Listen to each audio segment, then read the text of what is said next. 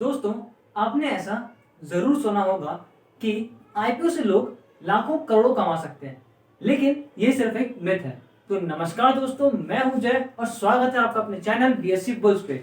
आज हम बात करने वाले हैं आईपीओ के बारे में। आईपीओ का मतलब क्या होता है?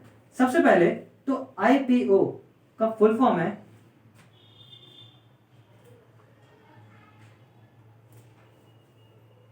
Initial public offering. आईपीओ क्या होता है? IPO is initial public offering. इसका मीनिंग क्या होता है?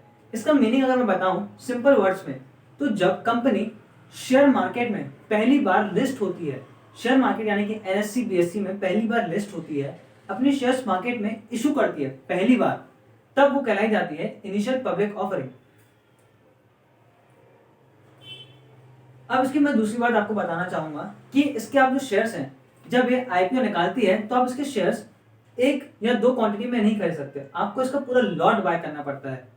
यानी कि आपको इसका पूरा लॉट बाय करना पड़ेगा, जिसमें कुछ नंबर ऑफ शेयर्स हो सकते हैं। डिपेंड करता है कि उसका प्राइस रेंज कितना है। नॉर्मली जो आईपीओ का रेंजेस होती है, आई मीन जो आईपीओ का जो प्राइस रहता है वो 14-15 हज़ार के बीच में रखा जाता है। 14 से 15 हज़ार के बीच में रखा जाता है। अब जितना उसका प्राइस बैंड होगा हम उसको डिवाइड कर देंगे। टोटल मान लेते हैं कि 14,000 रुपए का उसने आईपीओ निकाला, यानी कि जो एक लॉट है उसका जो प्राइस है वो 14,000 रुपीज है, और जो प्राइस बैंड है वो मान लेते हैं 140 रुपए का, यानी कि एक शेयर जो है 140 रुपए का है। तो उसमें शेयर्स कितने हो गए? 100, यानी कि 100 शेयर्स का एक लॉट। तो आपको पूरा एक लॉट उसमें लगाना पड़ेगा आईपीओ में, यानी कि आप एक लॉट के लिए बिड प्लेस करते हैं, और वो डिपेंड करता है आपकी किस्मत के ऊपर कि आपका लक कितना अच्छा है। और अगर आपका लक अच्छा रहा तो आपको आईपीओ जरूर मिलेगा। अब हम और आगे बढ़ते हैं। अब हम ये समझते हैं कि आईपीओ से आप कितने पैसे तक कमा सकते हैं। तो आईपीओ से आप 15,000, 20,000 या 30,000 तक कमा सकते हैं। डिपेंड करता है कि उसका जीएमपी कितना है। जैसे अगर किसी शेयर का जीएमपी 50% होता है और उसका जो लॉट का साइज था वो 14,000 रुपीज का था, तो 14,000 का 50% यानी 14,000 प्लस 50% कितना हो गया? 21,000। यानी कि जब शेयर मार्केट में लिस्ट होगा तो आपको 21,000 रुपीज मिलेंगे। 21,000 में से 14,000 आपकी कॉस्ट थी, यानी कि आपको प्रॉफिट कितना हुआ? 7,000 रुपए का आपको उसमें प्रॉफिट हुआ। अब हम आगे बढ़ते हैं।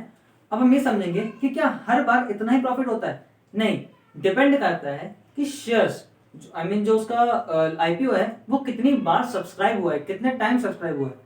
मैं आपको इसका एग्जांपल देने के लिए लेके चलता हूं एक ऐसे आईपीओ में जिस आईपीओ का लॉट मुझे लगा था, जिसका नाम था बेक्टर्स फूड। 2020 का ये सबसे सक्सेसफुल आईपीओ माना गया था। अगर आप इसमें देखें तो ये 76 प्रीमियम में लिस्ट हुआ था, 76% प्रीमियम में लिस्ट हुआ था। यानी कि अगर 1 लाख का था तो 1,76,000 में लिस्ट होता। वो एक एग्जाम्पल 1 लाख रुपए का, नॉर्मली ये 14,000 के आसपास का था, तो 76% प्रीमियम में ये लिस्ट हुआ था। और जो क्लोज हुआ था उस दिन वो 107% प्लस होकर क्लोज होता है। यानी कि अगर 1 लाख रुपए का लॉट था तो वो 2,07,000 रुपए में मार्केट में लिस्ट हुआ था, मतलब क्लोज हुआ था उस दिन। अब बात आती है कि कितने टाइम्स ये सब्सक्राइब होता। ये सब्सक्राइब हुआ था 198.02 टाइम्स। इसका मतलब ये है कि एक लॉट के लिए 198 लोगों ने अप्लाई किया था, और उन 198 लोगों में से किसी एक इंसान को लॉट मिला था। इसके कई सारे लॉट्स हुए होंगे, मतलब कुछ कई सारे लॉट्स होंगे जिसमें से हर एक लॉट के लिए 198 लोगों ने सब्सक्राइब किया था। मतलब आप समझ रहे हैं कितना दूर का टारगेट है ये, कि मतलब आपको कितना लकी होना पड़ेगा उस आईपीओ को पाने के लिए। तो ये एक आप इसको बोल सकते हैं नो लॉस इन्वेस्टमेंट, कि अगर आपका आईपीओ लग जाता है तो आपको प्रॉफिट ही होगा। अगर आपको आईपीओ नहीं लगता है तो जो आपने पैसे उसमें लगाए हैं वो पैसे आपको रिटर्न आएंगे उसी अकाउंट में जिस अकाउंट से आपके डिडक्ट हुए थे।